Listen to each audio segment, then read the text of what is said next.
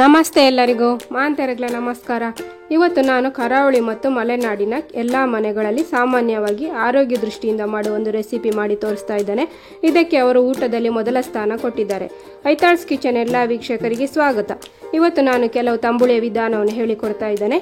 ವಿಧಾನ ನೋಡೋ ಮೊದಲು ಚಾನಲ್ ಸಬ್ಸ್ಕ್ರೈಬ್ ಆಗಲು ಮರಿಬೇಡಿ. ಮೊದಲಿಗೆ ನಾನಿಲ್ಲಿ ಮನೆಯಲ್ಲಿ ಯಾವಾಗಲೂ ಇರುವಂಥ ಟೊಮೆಟೊದಿಂದ ತಂಬುಳಿ ಮಾಡಿ ತೋರಿಸ್ತೇನೆ. ತಂಬುಳಿಗೆ ನಾನಿಲ್ಲಿ 2 ಟೊಮೆಟೊ ತಗೊಂಡಿದ್ದೇನೆ. ಇದನ್ನು 5 ರಿಂದ 6 ನಿಮಿಷ ಚೆನ್ನಾಗಿ ಬೇಯಿಸಿಕೊಳ್ಳುವ. ಟೊಮೆಟೊ ಚೆನ್ನಾಗಿ ಬೆಂದ ಕೂಡಲೇ ಗ್ಯಾಸ್ ಆಫ್ ಮಾಡಿ. ಗ್ಯಾಸ್ ಆಫ್ ಮಾಡಿದ ಮೇಲೆ 2 ಹಸಿಮೆಣಸು ಹಾಕಿ, ಅದರಲ್ಲಿರುವ ಬಿಸಿಯಲ್ಲೇ ಹಸಿಮೆಣಸು ಬೆಂದರೆ ಸಾಕು. ಹೀಗೆ ಮಾಡೋದ್ರಿಂದ ತಂಬುಳಿಯ ರುಚಿ ಜಾಸ್ತಿ ಆಗ್ತದೆ. ಇದನ್ನು ಸಂಪೂರ್ಣವಾಗಿ ಆರಲಿಕ್ಕೆ ಬಿಡೋಣ. ಆರಿದ ಮೇಲೆ ಟೊಮೆಟೊದ ಮೇಲ್ಗಡೆ ಸಿಪ್ಪೆ ತೆಗಿಬೇಕು. ಇನ್ನೊಂದು ಮಿಕ್ಸಿ ಜಾರಿಗೆ ಬೆಂದ ಟೊಮೆಟೊವನ್ನು ಹಾಗೆ ಹಸಿಮೆಣಸನ್ನು ಹಾಕೊಳ್ಳೋಣ. ತುರಿದು ಇಟ್ಟುಕೊಂಡಿದ್ದ ಅರ್ಧ ಕಾಯಿಯನ್ನು ಹಾಕೊಳ್ತೇನೆ. 4 ಸೌಟಿನಷ್ಟು ದಪ್ಪ ಮೊಸರು ಹಾಕೊಳ್ತೇನೆ. ಮೊಸರನ್ನ ಬದಲು ಮಜ್ಜಿಗೆ ಬೇಕಾದ್ರೂ ಯೂಸ್ ಮಾಡ್ಬೋದು.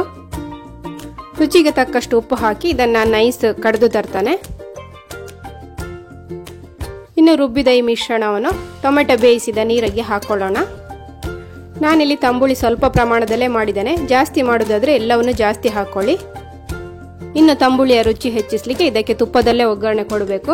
ಅದಕ್ಕೆ ನಾನು ತುಪ್ಪ, ಒಣಮೆಣಸು 1, ಸಾಸಿವೆ, ಮೆಂತೆಕಾಳು 5-6, ಕರಿಬೇವು ಹಾಕ್ತಾನೆ. ಸಾಸಿವೆ ಸಿಡಿಯುವಷ್ಟು ಫ್ರೈ ಮಾಡಿದರೆ ಸಾಕು. ಈಗ ಒಗ್ಗರಣೆ ರೆಡಿ ಆಯಿತು. ಇದನ್ನು ಈಗ ತಂಬುಳಿಗೆ ಹಾಕೊಳ್ತಾನೆ.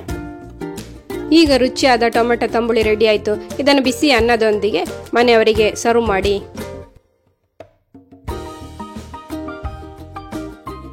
ಈಗ ನೆಲ್ಲಿಕಾಯಿ ಎಲ್ಲ ಕಡೆ ಸಿಗುವ ಕಾರಣ ನಾನು 2ನೇದಾಗಿ ನಿಮಗೆ ನೆಲ್ಲಿಕಾಯಿ ತಂಬುಳಿ ಮಾಡಿ ತೋರಿಸ್ತೇನೆ. ಇದಕ್ಕೆ 4 ನೆಲ್ಲಿಕಾಯಿ ತಗೊಂಡಿದ್ದೇನೆ. ಇದನ್ನು ಸ್ವಲ್ಪ ಕಟ್ ಮಾಡಿ ಒಂದು ಪಾತ್ರೆಗೆ ಹಾಕೊಳ್ಳೋಣ. ಮುಳುಗುವಷ್ಟು ನೀರು ಹಾಕೊಳ್ಳೋಣ. ಇದಕ್ಕೆ ಒಂದು ಸಣ್ಣ ತುಂಡು ಹುಣಸೆ ಹುಳಿ ಹಾಕೊಂಡು ಬೇಯಿಸೋಣ. ಹುಣಸೆ ಹುಳಿ ಹಾಕೋದ್ರಿಂದ ನೆಲ್ಲಿಕಾಯಿಯ ಒಗರಿನ ಅಂಶ ಕಮ್ಮಿ ಆಗ್ತದೆ.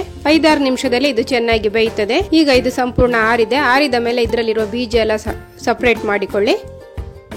ಇನ್ನು ಒಂದು ಮಿಕ್ಸಿ ಜಾರಿಗೆ ಅರ್ಧ ತುರಿದ ತೆಂಗಿನಕಾಯಿ, ಹಾಗೆ ಬೇಯಿಸಿ ಬೀಜ ತೆಗೆದ ನೆಲ್ಲಿಕಾಯಿ, ಹಾಗೆ ತುಪ್ಪದಲ್ಲಿ ಫ್ರೈ ಮಾಡಿದ 1 ಸ್ಪೂನ್ ಅಷ್ಟು ಜೀರಿಗೆ, 8-10 ಕಾಳು ಪೆಪ್ಪರ್ ಹಾಕೊಳ್ಳೋಣ. ಇನ್ನು ಇದಕ್ಕೆ 2 ರಿಂದ 3 ಸೌಟ್ನಷ್ಟು ಗಟ್ಟಿ ಮೊಸರು, ಹಾಗೆ ರುಚಿಗೆ ತಕ್ಕಷ್ಟು ಉಪ್ಪು ಹಾಕಿ ನೈಸ್ ರುಬ್ಬಿ ತರ್ತಾನೆ. ರುಬ್ಬಿದ ಮಿಶ್ರಣವನ್ನು ಒಂದು ಪಾತ್ರೆಗೆ ಹಾಕೊಳ್ತಾನೆ. ಇದು ಗಟ್ಟಿ ಇರುವ ಕಾರಣ ಇದಕ್ಕೆ ಸ್ವಲ್ಪ ನೀರು ಹಾಗೆ ಸ್ವಲ್ಪ ಮಜ್ಜಿಗೆ ಹಾಕೊಳ್ತಾನೆ. ತಂಬುಳಿ ಯಾವಾಗಲೂ ಸ್ವಲ್ಪ ತೆಳುವಾಗಿಯೇ ಇರಬೇಕು. ಇನ್ನು ಇದಕ್ಕೊಂದು ಒಗ್ಗರಣೆ ರೆಡಿ ಮಾಡೋಣ. ಒಗ್ಗರಣೆಗೆ ನಾನಿಲ್ಲಿ ತುಪ್ಪ, ಅರ್ಧ ಸ್ಪೂನ್ ಅಷ್ಟು ಸಾಸಿವೆ, ಹಾಗೆ ಅರ್ಧ ಸ್ಪೂನ್ ಅಷ್ಟು ಜೀರಿಗೆ ಮತ್ತು ಒಣಮೆಣಸು ಸಿಡಿಸಿ ಹಾಕ್ತಾನೆ. ಈಗ ಬಿಸಿ ಅನ್ನಕ್ಕೆ ಬಡಿಸಲಿಕ್ಕೆ ನೆಲ್ಲಿಕಾಯಿ ತಂಬುಳಿ ಕೂಡ ರೆಡಿ ಆಯಿತು. ಇನ್ನು ಮನೆಯಲ್ಲಿ ಯಾವಾಗಲೂ ಒಗ್ಗರಣೆಗೆ ರೆಡಿ ಇರುವಂತಹ ಕರಿಬೇವಿಂದ ಒಂದು ತಂಬುಳಿ ಮಾಡೋಣ.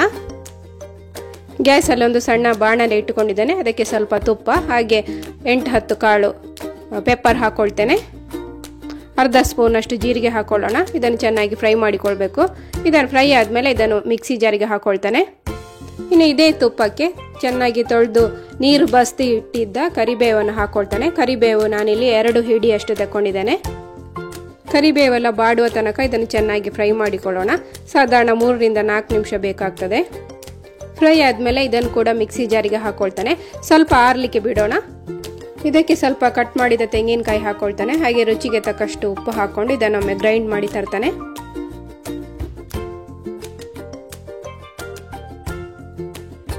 ಇನ್ನು ಇದಕ್ಕೆ ಗಟ್ಟಿ ಮೊಸರು ಹಾಕೊಳ್ತಾನೆ. ಮೊಸರಲ್ಲಾದ್ರೆ ಮಜ್ಜಿಗೆ ಬೇಕಾದ್ರೂ ಹಾಕೊಳ್ಬೋದು. ಪುನಃ ಇದನ್ನು ನೈಸ್ ಪೇಸ್ಟ್ ಮಾಡಿ ತರ್ತಾನೆ. ನೋಡಿ, ಇಷ್ಟ ಆದರೆ ಸಾಕು. ಇದನ್ನೊಂದು ಪಾತ್ರೆಗೆ ಹಾಕೊಳ್ಳೋಣ. ಅಗತ್ಯ ಇರುವಷ್ಟು ನೀರು ಅಥವಾ ಮಜ್ಜಿಗೆ ಹಾಕೊಳ್ಳಿ. ನೋಡಿ, ಈ ಕನ್ಸಿಸ್ಟೆನ್ಸಿಯಲ್ಲಿ ಇರಲಿ, ದಪ್ಪ ಇರಬಾರ್ದು, ಈ ರೀತಿಯಾಗಿ ಇರಲಿ. ಇದಕ್ಕೆ ಕೂಡ ಒಂದು ಒಗ್ಗರಣೆ ರೆಡಿ ಮಾಡೋಣ. ಒಗ್ಗರಣೆಗೆ ಸ್ವಲ್ಪ ತುಪ್ಪ, ಸಾಸಿವೆ, ಹಾಗೆ 1 ಒಣಮೆಣಸು ಹಾಕೊಂಡಿದ್ದಾನೆ. ಎಲ್ಲ ಫ್ರೈ ಮಾಡಿ ತಂಬುಳಿಗೆ ಹಾಕೊಳ್ಳೋಣ. ಈಗ ಕರಿಬೇವು ತಂಬುಳಿ ಕೂಡ ರೆಡಿ ಆಯಿತು. ಕಬ್ಬಿಣದ ಅಂಶ ಹೇರಳವಾಗಿರುವ ಕರಿಬೇವನ್ನು ನಾವು ಈ ರೀತಿಯಾಗಿ ಉಪಯೋಗಿಸಿದ್ರೆ ಇದರ ಸಂಪೂರ್ಣ ಲಾಭ ಆರೋಗ್ಯಕ್ಕೆ ಸಿಗ್ತದೆ. ಹಾಗೆ ಇಮ್ಯುನಿಟಿ ಪವರ್ ಅನ್ನು ಹೆಚ್ಚು ಮಾಡೋ ಟೊಮೆಟೊ ತಂಬುಳಿ ಮತ್ತು ಭೂಮಿಯ ಅಮೃತ ಅಂತಾನೆ ಹೇಳುವ ನೆಲ್ಲಿಕಾಯಿ ತಂಬುಳಿ ಕೂಡ ಆರೋಗ್ಯಕ್ಕೆ ತುಂಬಾ ಒಳ್ಳೆಯದು. ತಂಬುಳಿಯ ವಿಧಾನ ನಿಮಗೆಲ್ಲರಿಗೂ ಇಷ್ಟ ಆದರೆ ಲೈಕ್ ಮಾಡಿ, ಶೇರ್ ಮಾಡಿ, ಕಮೆಂಟ್ ಮಾಡಿ. ಹಾಗೆ ಚಾನಲ್ ಸಬ್ಸ್ಕ್ರೈಬ್ ಆಗಲು ಮರಿಬೇಡಿ. ನಾನು ರತಿಕಾ. Thank you. ಬಾಯ್.